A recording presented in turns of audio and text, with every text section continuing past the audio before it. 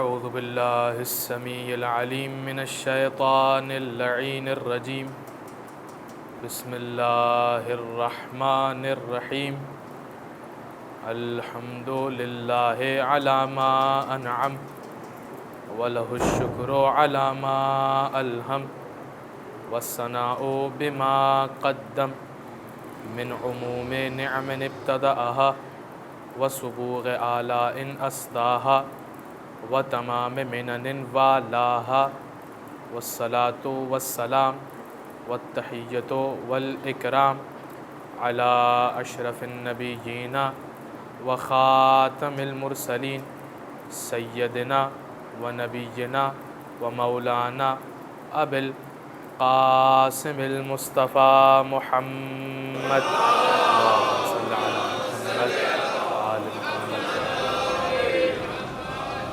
وأہل بیتہ الطیبین الطاہرین المعصومین المظلومین المنتجبین المنتخبین المیامین سیما بقیت اللہ فی الارضین روحی وارواح العالمین لتراب مقدمہ الفدا واللعنۃ الدائمۃ الباقیۃ علی اعدائہم اجمعین من یوم ظلمہم الی قیام یوم الدین رب اشرح لی صدری ویسر لی امری واحلل عقدۃ من لسانی یفقہوا قولی اما بعد فقد قال اللہ سبحانہ وتعالی فی محکم کتابہ المبین بسم اللہ الرحمن الرحیم یا ایہا الذین آمنوا لا ترفعوا اصواتکم فوق صوت النبی ولا تجہروا لہ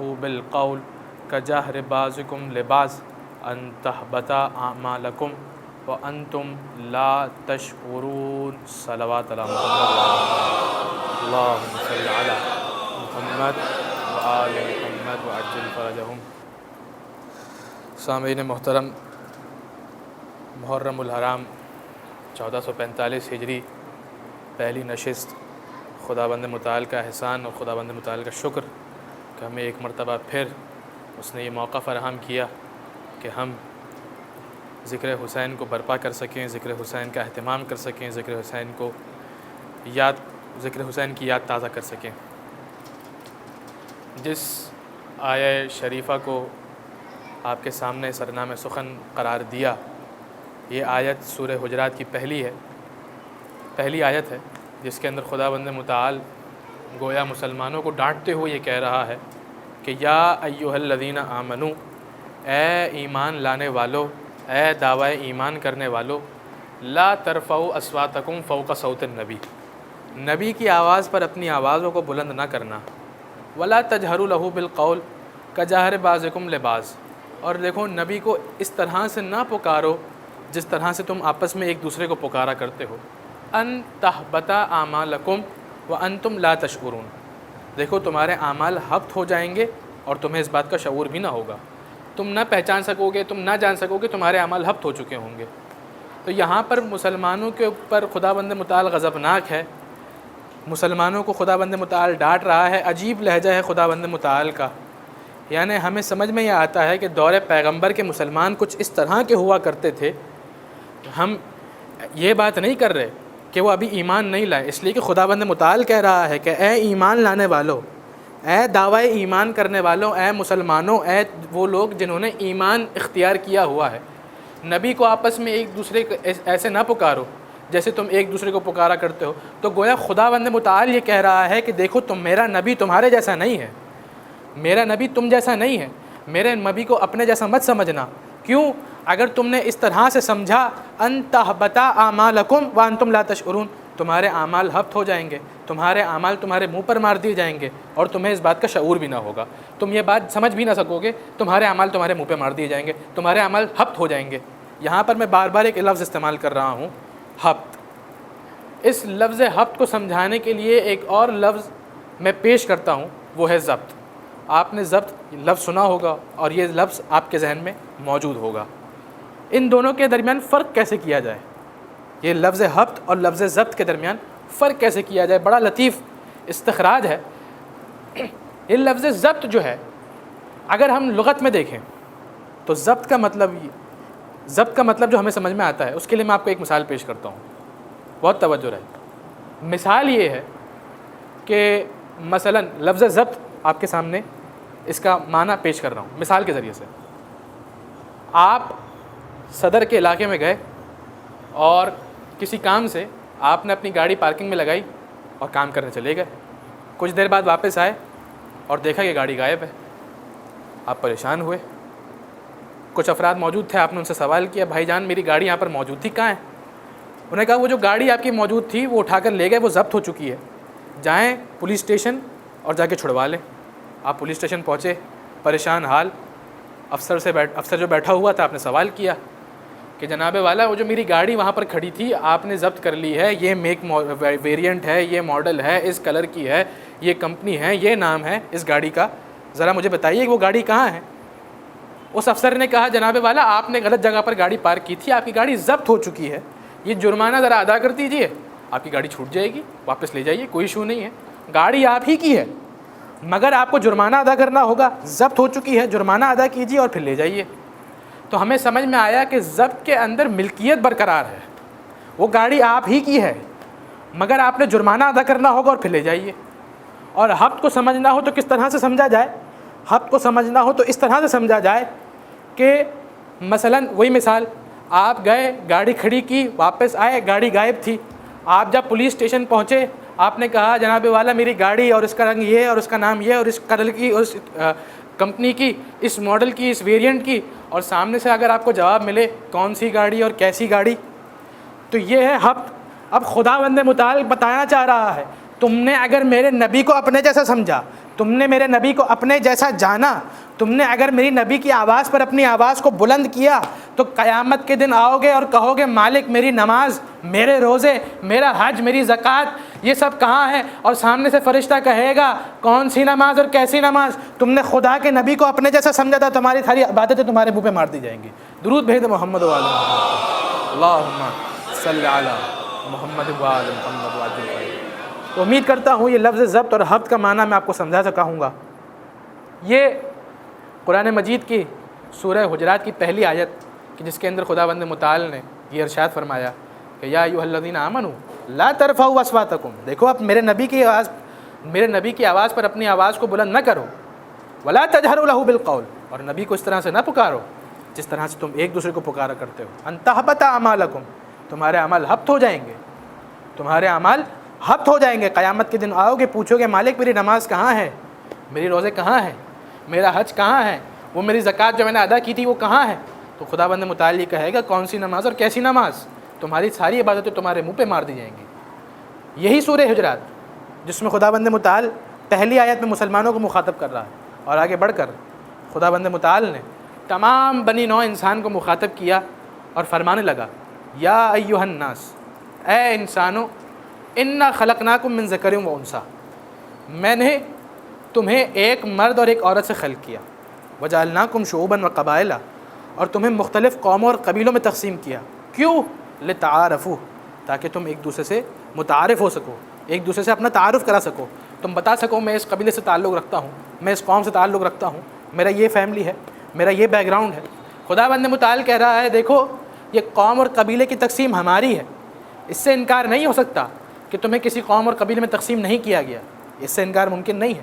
ہم نے تمہیں قوم اور قبیلوں میں تقسیم کیا، ہمیں تم نے مختلف گروہوں میں تقسیم کیا، لیکن اس تقسیم کا جو مقصد ہے وہ فقط اور فقط اتنا ہے لتعارفوا، تاکہ تم ایک دوسرے سے اپنے آپ کو متعارف کرا سکو، اپنا تعارف کرا سکو۔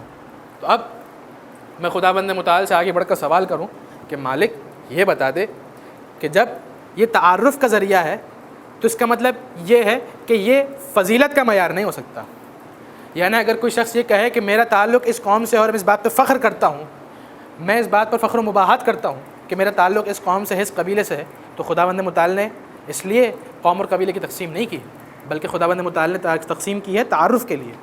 تو ہم جب آگے بڑھ کر کہیں مالک تو نے قوم اور قبیلے کی تقسیم تعارف کے لیے کی ہے، فضیلت کا معیار یہ نہیں ہے، تو اب تو ہی بتا دے مالک کہ فضیلت کا معیار کیا ہے۔ تو خداوند متعال نے ہماری اس مشکل کو آسان کیا اور اس طرح سے آسان کیا کہ قرآن مجید میں جگہ جگہ ہمیں 4 معیارات دے دیے کہ یہ 4 معیارات ہیں اور ان 4 معیارات کے مطابق تم فضیلت کو دیکھ سکتے ہو۔ پہلا معیار اسی آیت کے آخر میں خداوند متعال فرماتا ہے کہ ان اکرمکم عند اللہ اتقاکم، تم میں سب سے زیادہ صاحب فضیلت وہ ہے، سب سے زیادہ مکرم وہ ہے کہ جو تقوی میں سب سے زیادہ ہے۔ ان اکرمکم عند اللہ اتقاکم، زیادہ صاحب فضیلت وہ ہے جو تقوی میں سب سے زیادہ ہے۔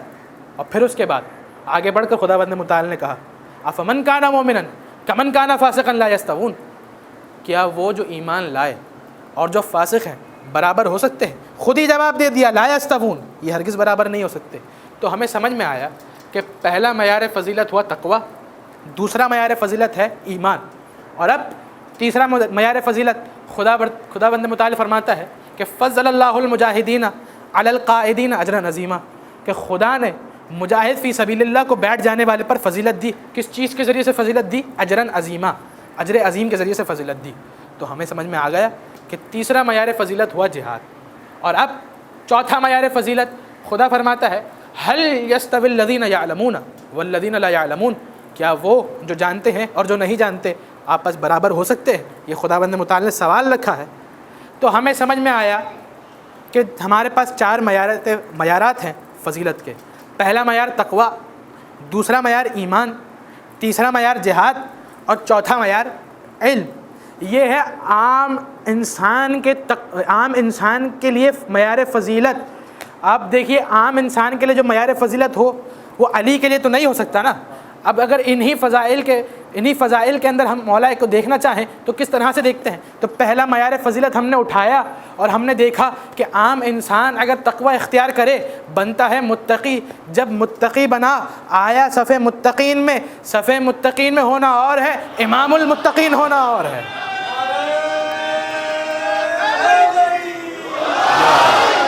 درود بھیج محمد و آل محمد پر۔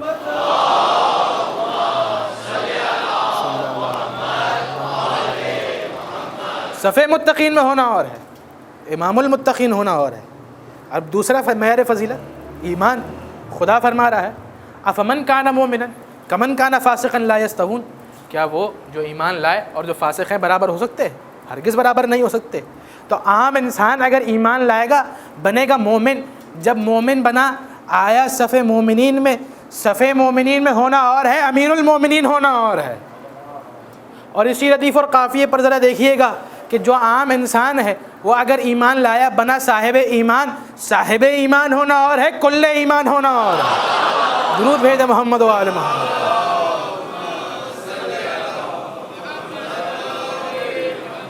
تو صاحب ایمان ہونا اور ہے، کل ایمان ہونا اور ہے۔ اور اب دیکھیے تیسرا معیار خداوند متعال ارشاد فرماتا ہے کہ فضل اللہ المجاہدین علی القائدین اجرا عظیما، کہ خداوند متعال نے فضل اللہ المجاہدین، خداوند متعال نے فضیلت دی ہے جہاد فی سبیل اللہ کرنے والے کو، مجاہد فی سبیل اللہ کو بیٹھ جانے والے پر۔ جب قرآن کی روح سے یہ بیٹھ جانے والا اس مجاہد فی سبیل اللہ کے برابر نہیں ہو سکتا تو میدان سے بھاگ جانے والا کیسے اس مجاہد کے برابر ہو جائے گا؟ اور آپ سب دیکھ سکتے ہیں کہ ہر جنگ کے اندر اگر کسی کی بات ہوئی ہے تو علی کی بات ہوئی۔ بدر اٹھا کر دیکھ لیجئے، خیبر اٹھا کر دیکھ لیجئے، خندق اٹھا کر دیکھ لیجئے، احد اٹھا کر دیکھ لیجئے، ہر جگہ علی کی بات۔ اور اب کچھ تذکرہ احد کے حوالے سے اور پھر اس کے بعد ہم اگلے معیار کی جانب بڑھیں۔ جنگ احد کے اندر، وہاں کسی جنگ کے اندر کوئی کہتا ہے، مشرکین کہتے ہیں کہ آج محمد کتنے علی لے کر آئے ہیں۔ جب فرشتوں نے مولا کی شکل اختیار کر کے مشرکین پر حملہ شروع کیا تو اس موقع پر مشرکین یہ کیا اٹھے کہ آج محمد کتنے علی لے کر آئے ہیں۔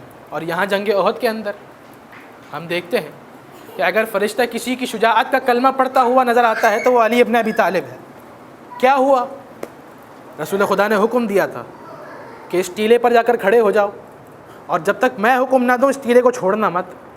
مسلمانوں نے دیکھا کہ جنگ فتح ہو چکی ہے، مال غنیمت لوٹا جا رہا ہے، صبر تو نہ ہوا۔ اللہ کے رسول نے کہا تھا کہ جب تک میں نہ کہوں تب تک نہ اترنا، لیکن دل میں یہ بات چل رہی تھی کہ اگر ابھی ہم نہ اترے تو سارا مال غنیمت تو چلا جائے گا۔ رسول پہ بھروسہ تو نہیں تھا۔ تو اب کیا کیا؟ رسول کے کہنے کے باوجود وہ ٹیلا چھوڑ دیا۔ منافق مشرکین جا چکے تھے، کفار ہٹ چکے تھے، لیکن جیسے ہی انہیں موقع ملا واپس سے وہ ٹیلے پر چڑھے اور حملہ شروع کر دیا۔ جیتی ہوئی جنگ کا نقشہ بدل گیا۔ جو اصحاب ثابت قدم تھے انہوں نے لڑائی کی، انہوں نے جہاد کیا اور شہید ہو گئے۔ جو افراد بھاگنا چاہتے تھے بھاگتے چلے گئے۔ اب یہ نہیں معلوم کہ کتنے عرصے تک پہاڑوں پر موجود رہے، لیکن یہ بھی تعداد یہ دنوں کی بھی تعداد بتائی جاتی ہے کہ اتنے دنوں تک وہ پہاڑوں میں موجود تھے، واپس آنے کا دل نہیں کر رہا تھا۔ لیکن اس موقع پر اگر فقط کسی نے اگر رسول سے دفاع کیا ہے تو علی ابن ابی طالب کی ذات ہے، علی ابن ابی طالب کی ذات ہے کہ جس نے رسول سے دفاع کیا۔ اور اللہ کے رسول اس طرح سے دفاع کروا رہے ہیں کہ مولا رسول کے آگے کھڑے ہوئے ہیں، رسول پیچھے ہیں، اور اللہ کے رسول مولا کو گائیڈ کرتے ہیں کہ اے علی دائیں طرف سے حملہ ہو رہا ہے، مولا دائیں طرف سے دفاع کرتے ہیں۔ کبھی کہتے ہیں اے علی بائیں طرف سے حملہ ہو رہا ہے، مولا بائیں طرف سے دفاع کرتے ہیں۔ کبھی رسول کہتے ہیں کہ علی سامنے سے حملہ ہو رہا ہے، علی سامنے سے حملہ کرتے ہیں، علی سامنے سے دفاع کرتے ہیں۔ اور ایسے میں مولا کی تلوار ٹوٹ گئی۔ جب تلوار ٹوٹ گئی تو اس موقع پر خداوند متعال کو مولا کی یہ ادا اتنی پسند آئی کہ اس فرشتے کو بھیجا، تلوار لے کر بھیجا، اور فرشتہ یہ آواز لگاتا ہوا چلا کہ لا فتح الا علی، لا سیف الا ذوالفقار، کہ کوئی جوان نہیں سوائے علی کے اور کوئی تلوار نہیں سوائے ذوالفقار۔ یا علی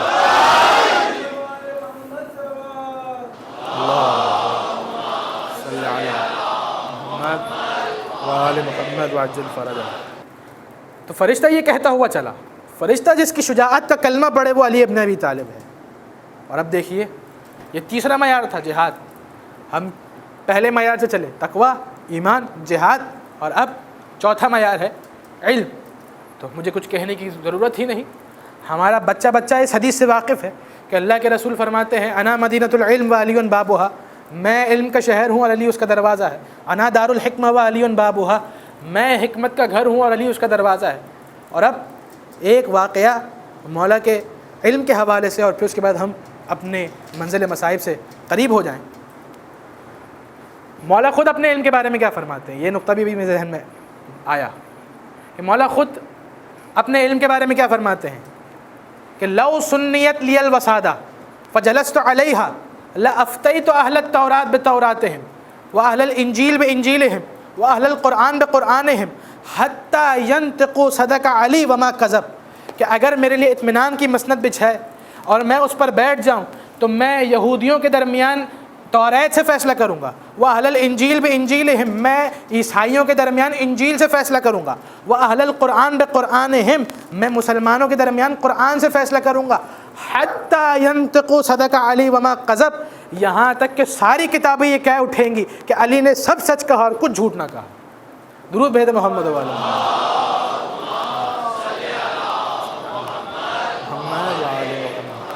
تو یہ علم کا چشمہ جو پھوٹ رہا ہے یہ کہاں سے پھوٹ رہا ہے، اس کا منبع کیا ہے؟ ذرا دیکھیے کہ 13 رجب 30 عام الفیل میرے مولا اس خانہ خدا میں تشریف لائے۔ آپ سب جانتے ہیں کہ جناب بنت اسد خانے میں تشریف فرما ہے، خانہ خدا میں تشریف فرما ہے۔ 3 روز بعد اللہ کے رسول خانہ کعبہ میں تشریف لے گئے۔ بیٹے کی ولادت ہوئی ہے، ماں کو خوش ہونا چاہیے، لیکن عجیب بات یہ ہے کہ جناب بنت اسد کے چہرے پہ کچھ پریشانی ہے، کچھ اضطراب ہے، کسی ٹینشن میں لگ رہی ہیں۔ اور آپ سب جانتے ہیں کہ اللہ کے رسول کو جناب بنت اسد نے بیٹوں کی طرح پالا ہے، یعنی اللہ کے رسول جناب بنت اسد کو اپنی ماں کہہ کر مخاطب کیا کرتے تھے، یا امی بعد امی، اے میری ماں کے بعد میری دوسری ماں۔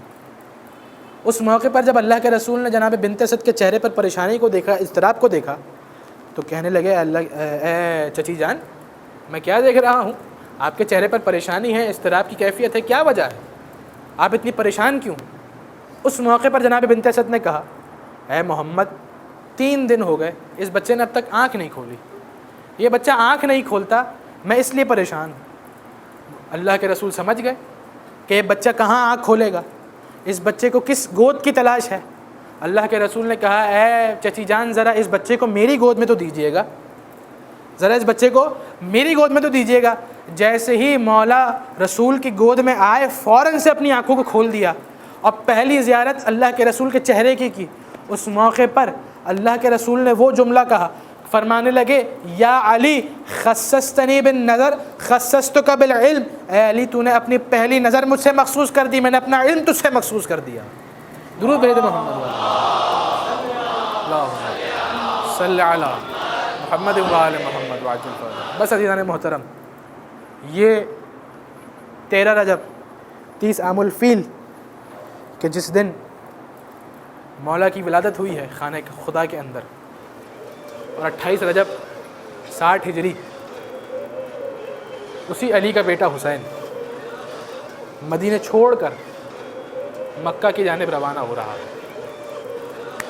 آج پہلی محرم ہے اور مناسب یہ ہے کہ حسین کی روانگی کے مصائب پڑھے جائیں۔ میرا مولا جب مدینہ سے چلا ہے تو مدینہ سے چلتے ہوئے، مدینہ سے رخصت ہوتے ہوئے میرے مولا کی کیا کیفیت تھی۔ آج محلہ بنی ہاشم کے اندر عباس علمدار کے ہاتھ میں سارا پاور موجود ہے، جوانان بنی ہاشم چاقو چوبند کھڑے ہیں کہ بیویوں نے آنا ہے، محملوں میں سوار ہونا ہے۔ حسین کی بڑی عجیب کیفیت ہے، حسین آج بہت مضطرب ہے۔ ارے نانا کا مدینہ چھوڑنا پڑ رہا ہے، کوئی چھوٹی بات تو نہیں ہے۔ وہ مدینہ جس میں میرا بچپن گزرا مجھے چھوڑنا پڑ رہا ہے، یہ کوئی چھوٹی بات تو نہیں ہے۔ آج اس مدینے سے مجھے جانا پڑ رہا ہے، یہ کوئی چھوٹی بات تو نہیں ہے۔ بس عزیزوں، حسین کی دل کی کیفیت بڑی عجیب ہے۔ ایسے میں جب میرا مولا رخصت ہونے کے لیے آیا اپنے بھائی کی قبر سے، اپنے نانا کی قبر سے اور اپنے ماں کی قبر سے، تو کیا کیفیت ہے؟ میں نے مقاتل میں دیکھا ہے، میں نے ارباب منبر سے سنا ہے کہ جب میرا مولا اپنے بھائی کی قبر حسن کی قبر سے رخصت ہونے کے لیے آیا نا، تو اس طرح سے آیا جیسے کوئی کوہ باوقار چلتا ہوا آتا ہے، جس طرح سے کوئی باروب شخصیت چلتے ہوئے آتی ہے، قدم جما جما کے چل رہے ہیں۔ جب نانا کی قبر پر آئے تو اس طرح سے آئے جیسے کوئی کوہ باوقار چلتا ہو، قدم جما جما کے حسین چل رہا ہے۔ لیکن عزیزوں، جب میرے مولا اپنی ماں کی قبر سے رخصت ہونے کے لیے آئے ہیں، اس موقع پر اس طرح سے قبر کی جانب لپکے ہیں جس طرح سے کوئی چھوٹا بچہ اپنی ماں سے لپٹ جایا کرتا ہے۔ بس عزیزوں، جیسے ہی اپنی ماں کی قبر سے لپٹے ہیں، فوراً سے کہا السلام علیک یا اماں، اے اماں میرا سلام قبول کرو۔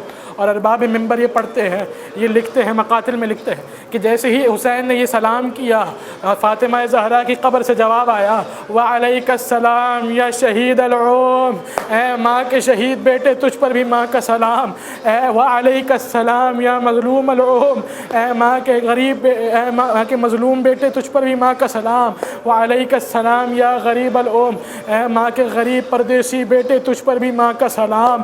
بس عزیزو، ماں کی قبر سے رخصت ہوئے اور اب نانا کی قبر پر آئے ہیں۔ نانا کی قبر پر آنے کے بعد نانا کی قبر سے لپٹ کر کہنے لگے نانا تیرا مدینہ، لوگ مجھے تیرے مدینے میں رہنے نہیں دیتے، مجھے اپنے ساتھ اپنی قبر میں لے لے، اے نانا مجھے اپنی قبر میں اتار لو۔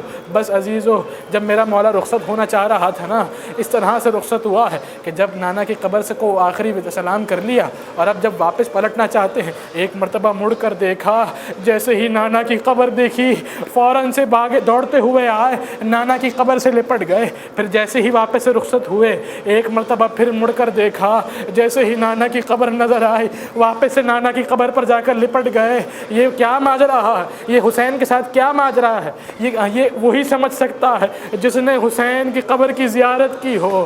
عزیزو، جب آپ الوداعی زیارت کے لیے حسین کی قبر پر جاتے ہیں نا، حسین کی قبر کو آخری سلام کرتے ہیں، جیسے ہی واپس لوٹنا چاہتے ہیں، ایک مرتبہ مڑ کر دیکھتے ہیں میرے مولا کی قبر دکھ جائے، میرے مولا کی زری دکھ جائے۔ جیسے ہی مولا کی زری دکھتی ہے دوڑ کر واپس جاتے ہیں، زری کو واپس سے تھام لیتے ہیں۔ اے مولا مجھے آخری بار مت بلائیے گا، مجھے بار بار اپنی زیارت کا شرف نصیب کیجیے گا۔ بس عزیزو، یہ حسین کا یہ حال ہے کہ بار بار نانا کی قبر سے جا کر لپٹ جاتے ہیں۔ اب جب آخری مرتبہ حسین اپنے نانا کی قبر سے جا کر لپٹے ہیں تو حسین نے اپنے نانا کی قبر پر اپنے سر کو رکھا اور حسین کو نیند آ گئی۔ ارے یہ کیا ماجرا ہے؟ یہ عجیب بات ہے۔ حسین نے جیسے ہی نانا کی قبر پہ سر رکھا، حسین کو نیند آ گئی۔ ارے جس طرح حسین کو نیند آ گئی، کس طرح سے یہ ہو سکتا ہے؟ بس عزیزو، گویا حسین کو نانا کا سینہ یاد آیا ہوگا کہ نانا کے سینے پر سر رکھ کے میں سویا کرتا تھا۔ بس عزیزو، جیسے ہی حسین کو نانا کا سینہ یاد آ گیا، حسین کو نیند آ گئی، اور یہ سینے پہ سونے کی روایت بہت دور تک گئی۔ وہ حسین کا نانا کا سینہ جس پر حسین سر رکھ کے سویا کرتے تھے، وہ حسین کا سینہ جس پر سکینہ سر رکھ کے سویا کرتی تھی۔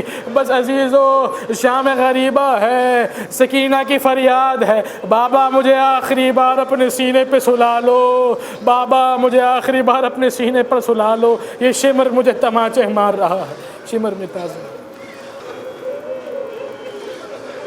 الا ولعنۃ اللہ علی القوم الظالمین وسيعلم الذين ظلموا آل محمد أي منقلب ينقلبون